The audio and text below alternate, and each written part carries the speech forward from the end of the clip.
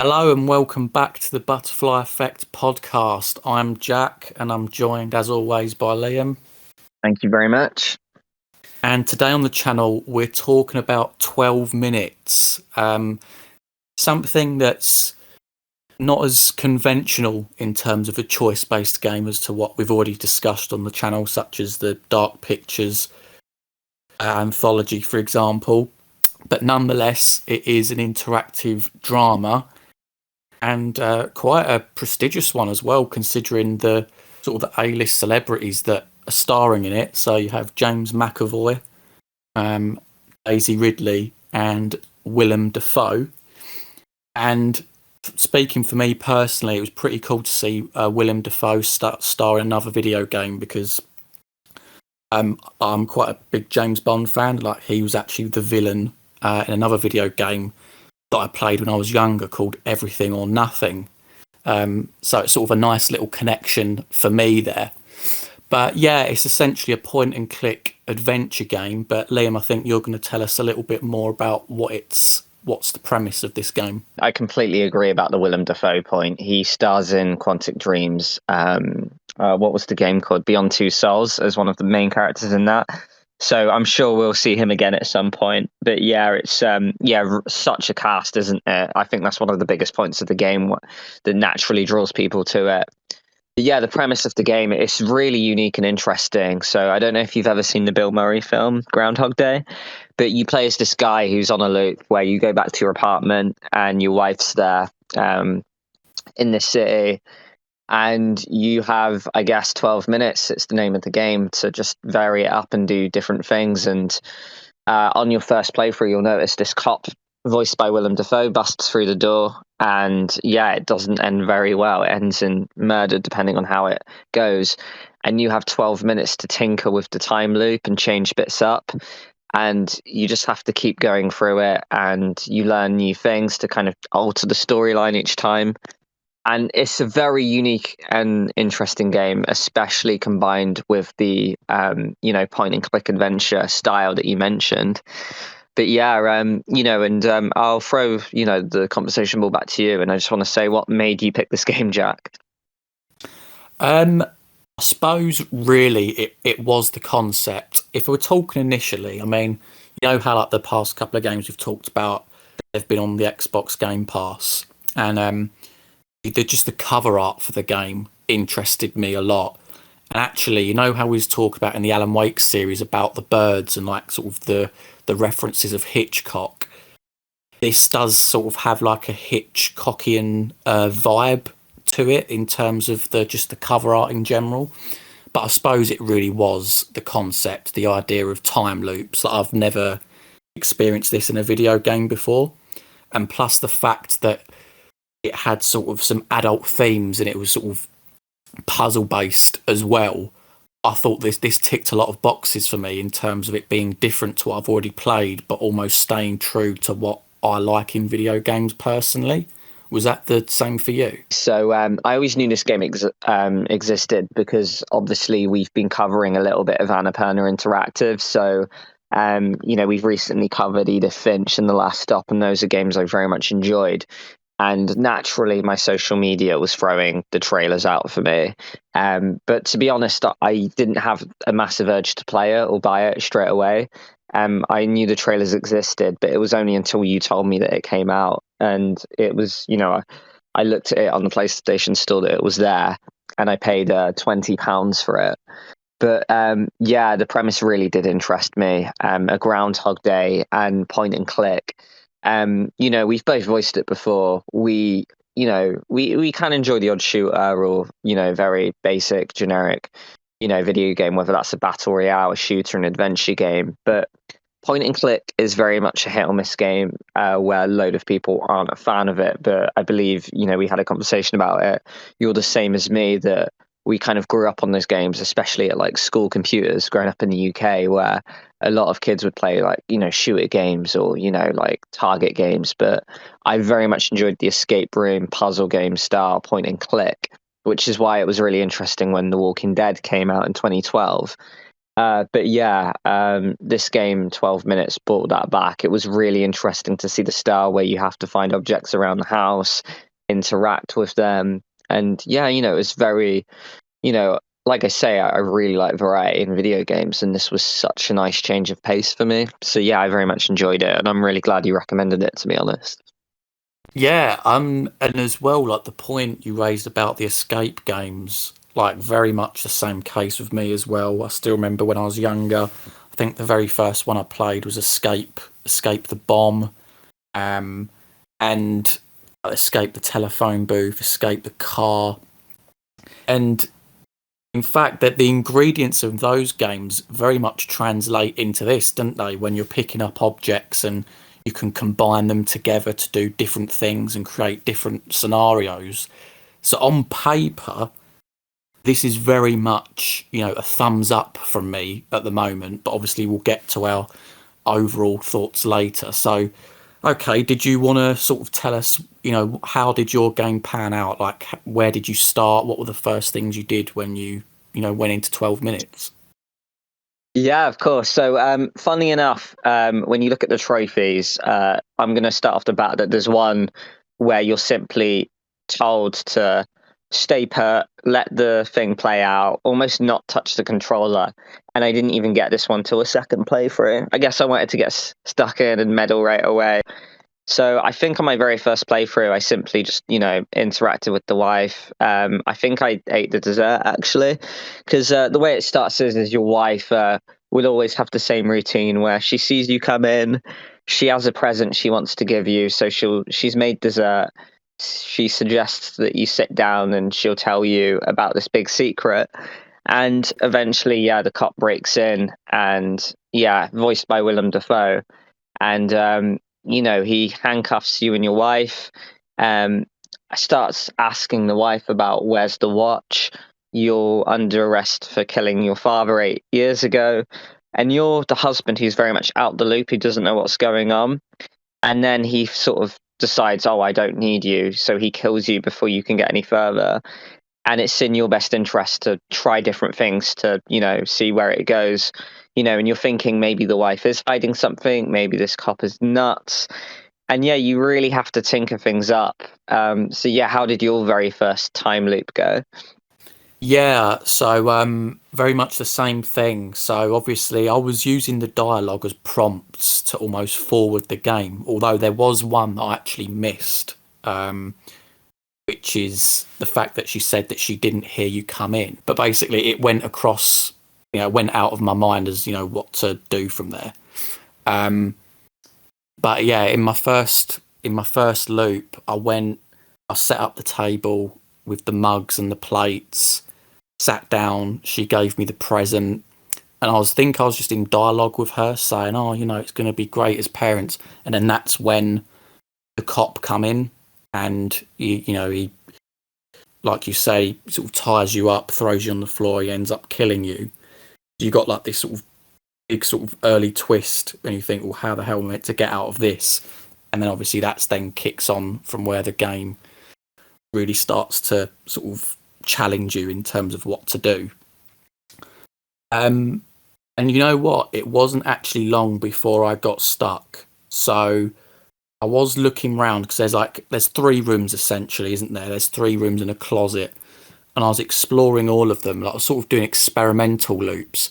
And as a quick tangent, I'm going to say that I think the first hour of this game is perhaps the most fun, because I don't know about you, but when I was experimenting with all the various things, it was quite enjoyable. So there was moments when I went quite quite dark, and I took the knife and I killed the wife. What's up?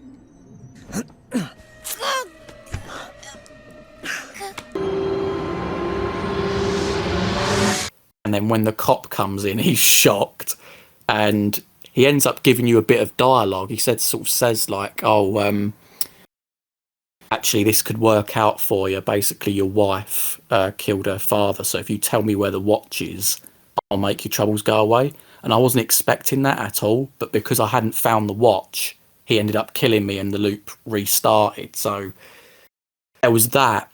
There's also just little funny moments as well where you just sort of, when the wife comes up to you, you sort of like quickly tap A a couple of times and you're like, not now, and you can like completely push her away.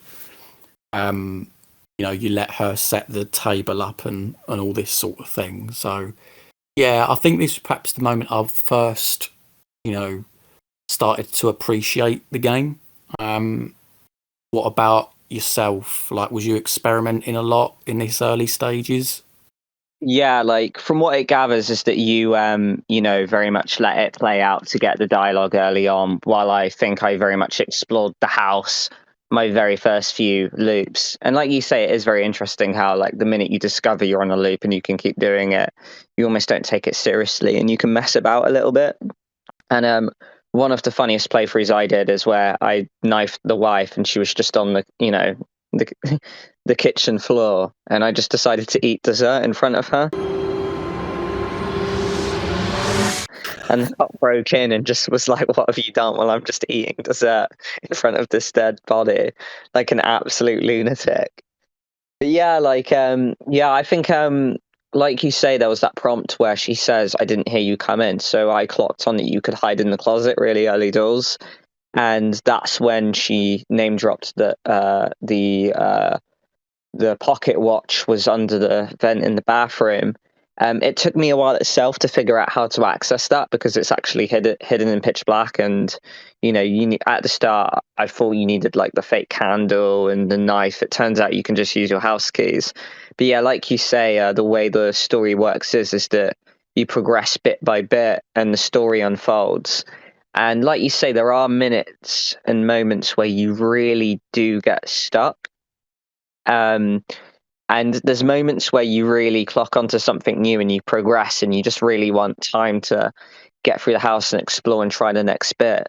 But then the cop always comes at the worst moments and it can be really frustrating. But I don't know, at the same time, I really did like the element of, and I think you mentioned it as well at one point, where you hear, the elevator bell go and you hear him, have either a phone conversation or strut up to the house. And I don't know, like it works really well. It's like I mentioned in one of the other videos, there's this intro with Fahrenheit where you commit murder in this bathroom and the cops in the different, camera, and he's coming towards the bathroom and you're like really on edge as he comes up, and it's really tense because you're trying to like capture all these clues or whatever. And, like the cops proper coming to the door, and, it can get really scary and tense. But at the same time, I really didn't mind this part of the game. I thought it was really fascinating. It's good to get the heart racing every now and then. So I was all for it, to be honest. So, I mean, like with the loops then, were there any points where, you got stuck yourself there, Jack?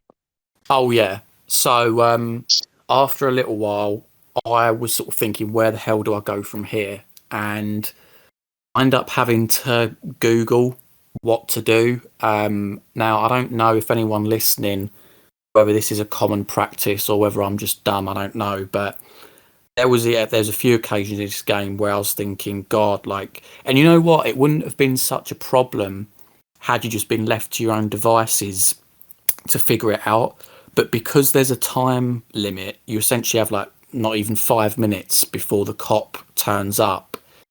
There's only so much you can do in that time, and it didn't even cross my mind to just walk into the closet and just sit there. So that's what I found out on Google, and then it then kick-started my game again. So when he comes in and he sort of arrests the wife before killing her, and he sort of says, "Oh, about the watch and about the murdering her dad." Like, there's all these other bits of information that gets revealed, which is then good because then when you come to the next loop, you're able to confront the wife. You can prove that you're in a time loop, and you can reveal all this information to her. So that was definitely the first point for me. What about yourself? There was one point I will admit I had to use Google at one point, and There was a point before where I feel like I got extremely lucky, and I don't know how I stumbled upon it. And I think that I would have had to have used Google if it wasn't for this. If you turn the light switch on 3 times, so I think it starts off.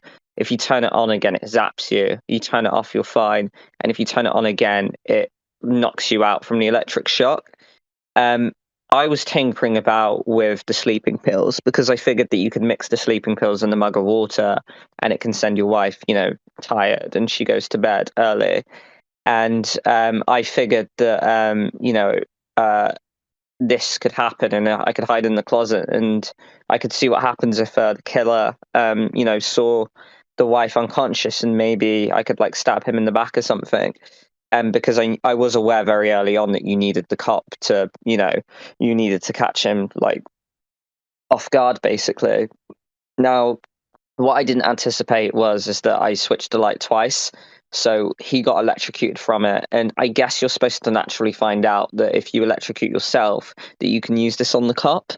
I just got really lucky early doors that I accidentally hit it twice and left it for the cop to hit it third time. So I came up to the cop unconscious, and then I think this is probably it must be one of the trickiest parts of the game, where the moment you get here, you can really advance the story by, uncovering his pockets, going through his phone, using the zip ties on him and really advancing the story. The bit that got me stuck the most was I wasn't aware that you could call Bumblebee.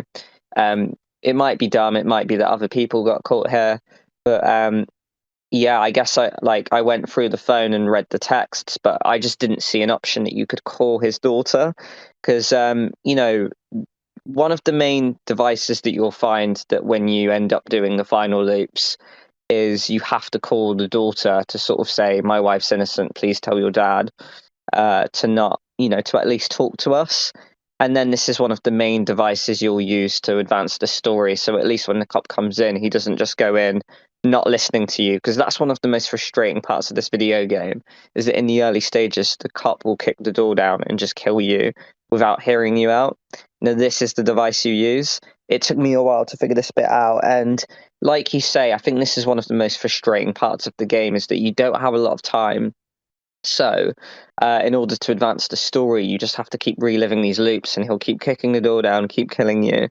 And it's really frustrating, especially when you have 3 or 4 playthroughs back to back where you find that you're just not getting anywhere or you're absolutely stuck. And it makes Google just all the more tempting. But yeah, I really didn't clock on that you could call Bumblebee. And when I did, I even wrote the number down on pen and paper myself because I thought this would be the way to go forward. Turns out is that when you go through these time loops, you remember all the information, which is one of the key parts, is that the main character will, and you have to constantly prove to your wife that the day's resetting, or even to the cop as well, or whoever you choose to tell.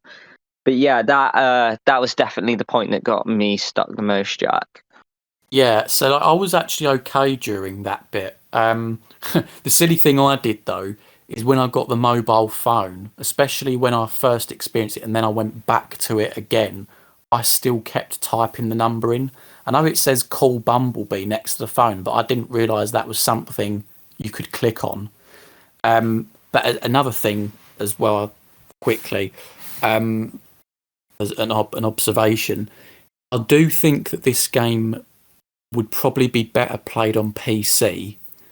Obviously, I played this on console because I remember there was one moment when I had the phone up and it had call Bumblebee written down and it said call emergency services. And I was dragging the cursor to call Bumblebee. And I don't know, it sort of started off slow and then it sort of quickly sped up the cursor. And I then misclicked on call emergency services.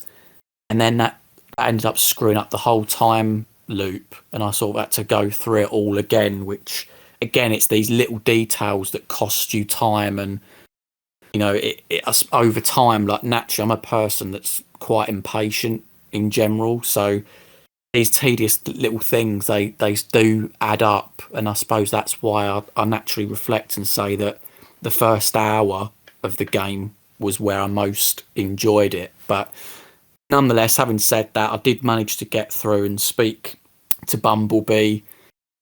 and sort of talk to her to say, you know, can you talk to your dad, and, you know, essentially tell him that, you know, it's not the wife. And you actually get to the next bit, and when you're talking to the wife, you're proving the whole situation. The cop turns up. You actually think you get to the end of the game.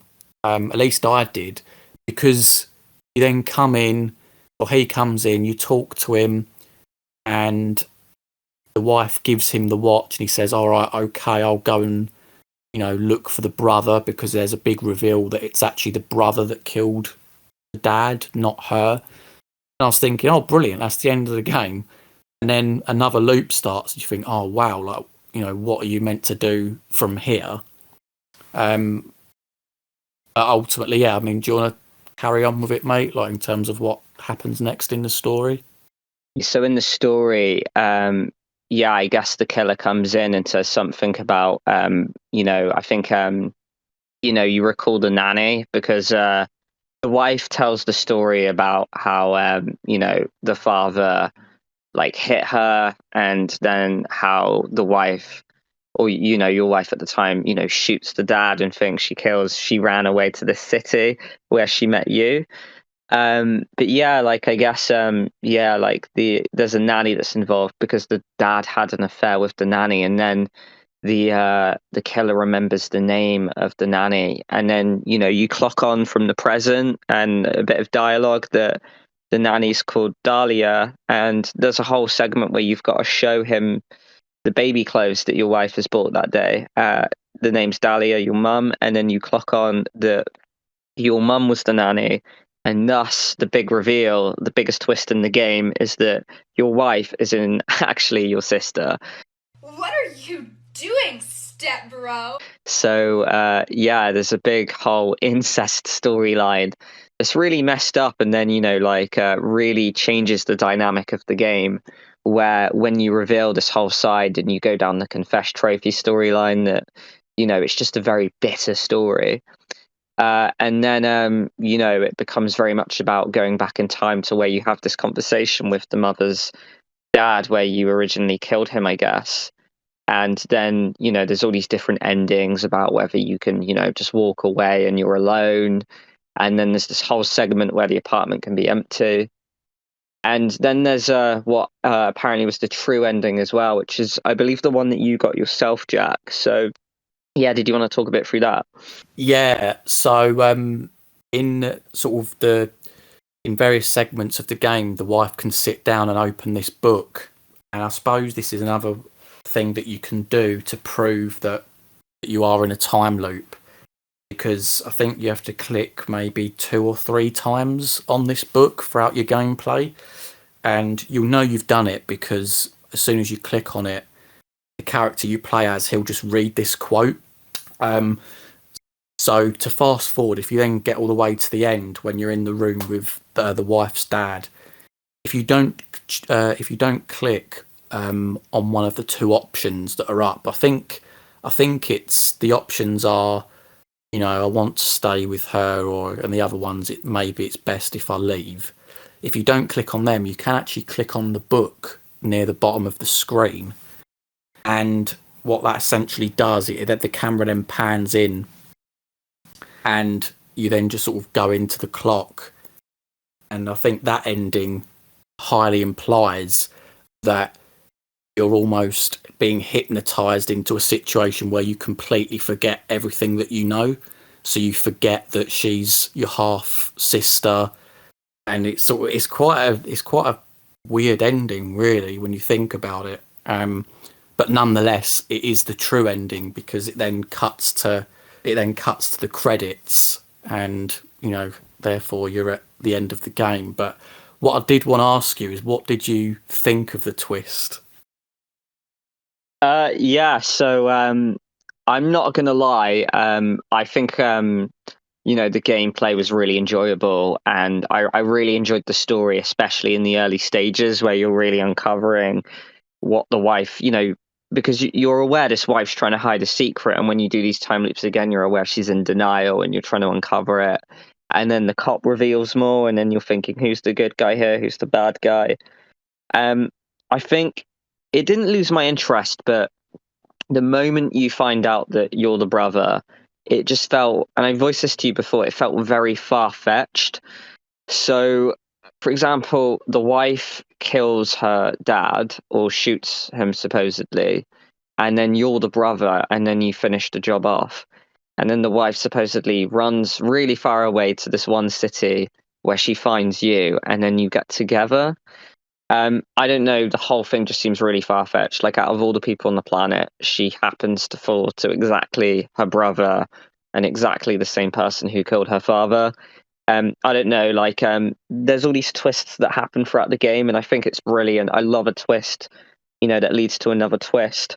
But sometimes when it's too many, it just loses its credibility, in my opinion. And I don't know if you felt the same, but I don't know, the story just felt very far-fetched for me. Yeah. What did you think? Yeah, I'd have to say I'm in agreement. The only thing that I'd add to that, I suppose this is where I open up to the listener who's played the game and might know it in a bit more detail than us. I was a little bit confused as to whether it was all real or not. I know we've I don't know how we do it, mate, but we seem to stumble on games where there's a good chance that it all took place in someone's head. But yeah, like I was sort of thinking, wait, has this whole time loop segment been in his head? Like, have we been sat with the dad in that little room the whole time? And this whole time loop thing is like a manifestation of him coming to the realization whether he wants to be with his half sister or not, or was the meeting with the dad something that did happen in the past, hence why you see him get shot on one of the sort of tangents, and the time loop thing is genuinely happening. So that's sort of, I was left a little bit in the dark in that sense. But in terms of the story itself, yeah, like if that was true, like the whole him loving his sister, how could he possibly love his half sister without her knowing about it, to then meet her in a city far away thereafter and then be together? It's a little bit of a mind fuck, and I don't know if they sort of wrote themselves into a corner here, or I suppose a maze would be a more appropriate analogy, because I just don't, there's not enough sort of clarity and direction in the story for me. Definitely, and I get there's this whole angle where, as the main character, you're the most oblivious person in this game, where you just come home from work, I guess, and your wife's there and you don't know what's going on, and then you uncover all this information, and then it turns out you're involved and that you yourself killed the father. And I don't know, like I used the word far-fetched before. It seems very far-fetched that you would forget that information, which is what they go along with in the story. And I get there's this whole possible hypnotism angle that the father or uses against you. However, like I say, I don't know, that just seems really odd to me that this wife who ran away, who remembers shooting her dad, and then you finish the job and then you run away afterwards, I guess, and you can't remember that, or you get hypnotized out of it. And then just the mathematical possibility that she runs to exactly you. I don't know, like I said, it just felt like one twist too many where it lost its credibility for me. But I don't want to take that away from what I think is a very unique, really interesting game here, created by I believe it's Luis Antonio, isn't it? Yeah. And I want to go on to some pros here, and one of the biggest things that really captured me in this game was the soundtrack. So I know I voiced this before, but everything, the way the score progresses as you go through the game, the way the score changes and has its own unique song as it goes through the clock, the way it contrasts with the rain and thunder outside. Yeah, I thought the whole thing was really brilliant. It was so well crafted, and it fitted this nature of what I just randomly imagined to be a New York apartment. I don't know if it is confirmed to be New York. I felt very New Yorky in this game. And I said this whole comparison before. It didn't feel like this unrealistic apartment from like the TV show Friends, where it's giant. It felt like, you and your wife just, trying to get by, and you've got this really tiny apartment, which is like really minuscule, 3 tiny rooms, and the whole school blended so well with it. And the artwork as well, the whole fact it was done in bird's eye view, quite a risky choice to do a game like that, where it really hides facial expressions. I don't know if you want to call that lazy editing, but I don't know. I quite liked it. It's such a unique game, and I'm actually really glad you put this one forward. Even as I referred to before, the fact that I felt the story ruined itself as it went on, I very much felt myself downgrade it a lot more in the final half, I would say. Yeah, and coming back to the apartment, the fact that you've got such little space, it can be seen as quite comforting, really, because you know that everything that's in this space, that occupies this space, is going to be relevant somehow to you progressing the game forward, whether it's interacting with the wife, whether it's the sleeping pills and filling up the mug with water, whether it's the light switch, the knife, all these things in this very tiny space, they do contribute towards the plot. Whereas you can imagine if it was a bigger space with more things with a time loop element, that could become quite overwhelming. So it's almost to hark back what you said earlier about them escape games. They are very much in that vein, aren't they? You're in a confined space. Everything in here, can be used to aid your escape. Go for it, essentially. Yeah, no, that's completely it. I really like the confined space. And another thing we haven't mentioned as well is the artwork and the pictures you find around the apartment that progressively change throughout the game. Even little intricate details, such as when the whole final puzzle piece to the game is the red book in this massive library office amongst all these other books. I don't know if you noticed it, but when you walk towards your apartment, there's 2 pictures in the hallway, which you won't encounter again, because when you leave the apartment or you get killed, it resets the loop, and you can't actually physically go out into the hallway other than the very first, loop where, you enter it. There's this poster on the left-hand side, which is a load of books, and then just this one red book, in there. And you just sort of think it's artwork the first time you play the game, because you don't know what's going to happen. And then when you do a second playthrough, you look at this picture, and then, it completely foreshadows everything. And I don't know, I just, really appreciate small details like that. I think the game is intrinsically really beautiful. And I really hope there's more games like this one going forward, to be honest. It builds your appreciation for it as well, because I've actually watched a couple of videos on the making of this game, and I'm pretty sure it was done during the pandemic. So obviously when they were recording, doing all the voice acting, obviously crafting the game, that's quite some achievement, I'd say. And to come back to the book, I did actually notice it. So much so that when I first started the game, I actually clicked on the red book on the picture, thinking that maybe it was something you could interact with, but clearly not. And as well, I can't take credit for this, because I did hear about this in another video. The carpet outside the flat in the sort of in the hallway. I don't know if I'm jumping the gun here, because I've not read it, but it did remind me very much of The Shining's hotel carpet. Was it in reference to that? Yeah. I knew it. Yeah, Stanley Kubrick's The Shining. So there's little references. Obviously, again, it is so strange, because how we talked about in the Alan Wake, we're saying references to Hitchcock and Stephen King. We seem to stumble into these games where they draw inspiration from similar sort of celebrated figures, be it writers or directors or whatever.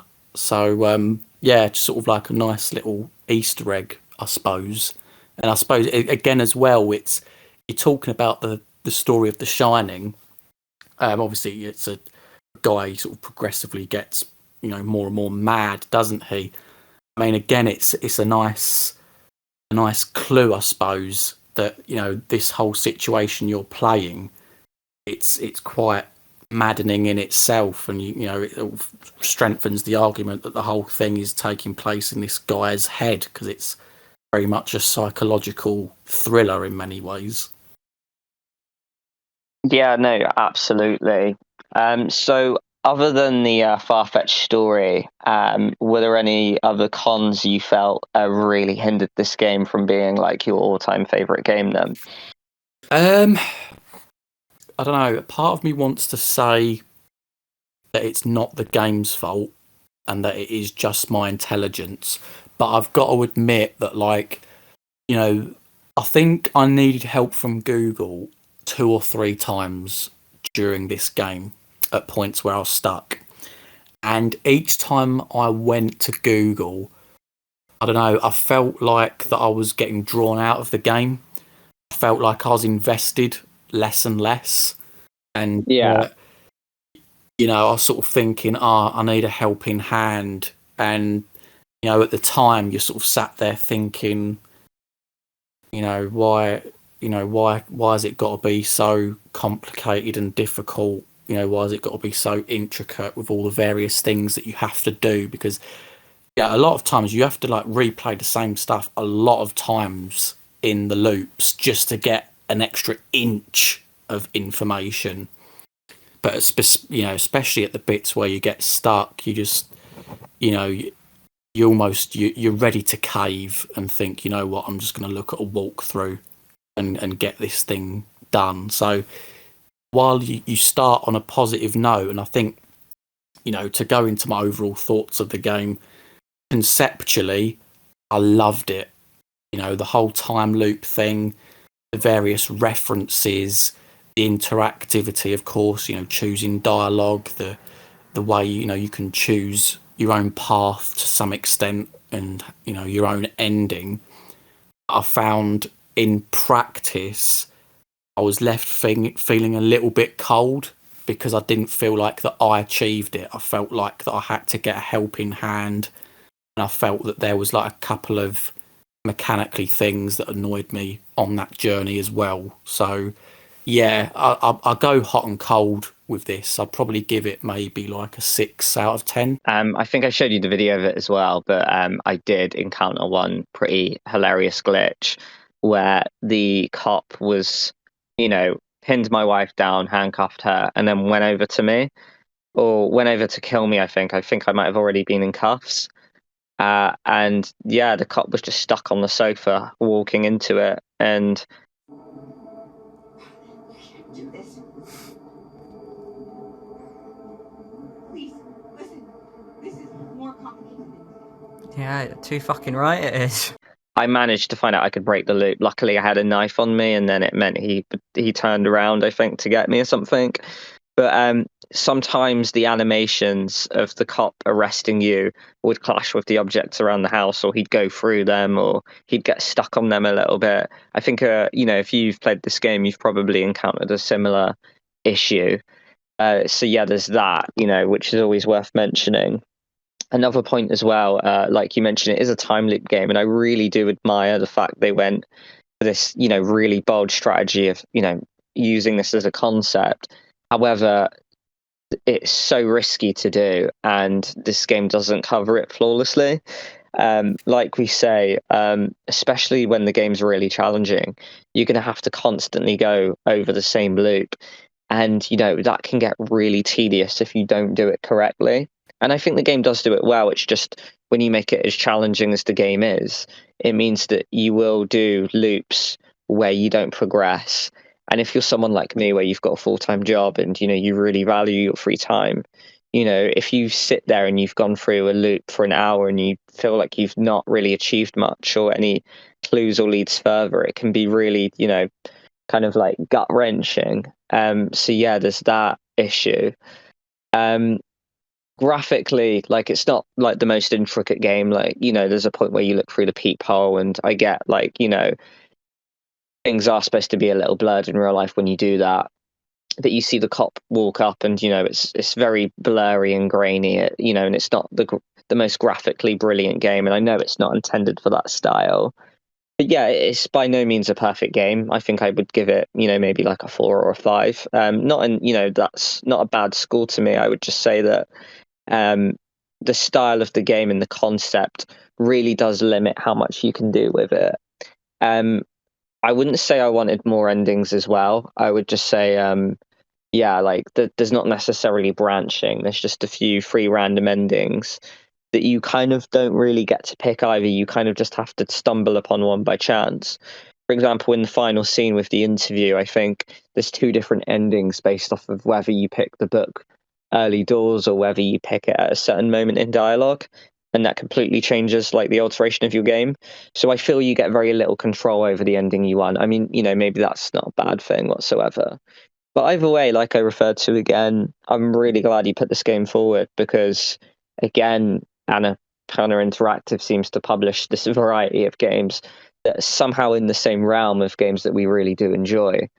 And yeah, it was so interesting to tackle. Not perfect, like I say, by any means, but yeah, 100% glad I enjoyed. Glad that I played this game and that you recommended it, mate.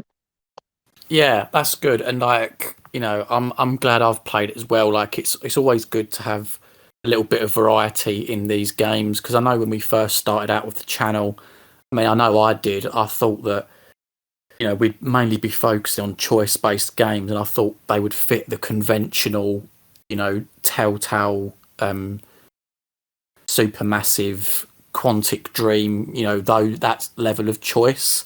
Whereas this, it's a little bit more subtle, isn't it, in terms of the choices? Of course, you make dialogue, but you can forge your own path in terms of how you get to the end game. Even when you're experimenting, you're making your own choices. Whether want to kill the wife or whether you just want to go straight to bed. Like it's all there for you to do.